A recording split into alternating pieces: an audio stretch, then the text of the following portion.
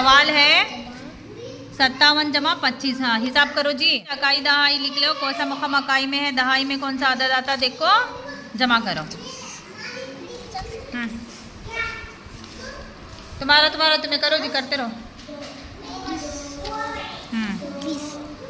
50 कई लिए जी।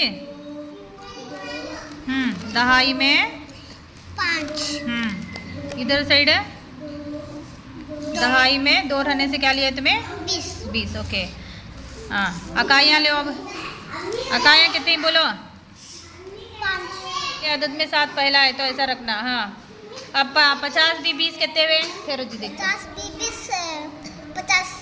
50 में 20 मिलाओ 70। 5 और 7 और 5 कितने हुए, जमा करो। 5 और 7 और 5 कितने हुए, जमा करो। 12। 70 में 12 जमा करो। 70 में 12 क्यों जमा करती हैं, 70 में 12 के तो यहाँ 10 रहती, ऊपर 2 रहती। 70 में 10 जमा करे कितने, 80। 80 में फिर 2 जमा करो कितने में, हाँ वेरी गुड।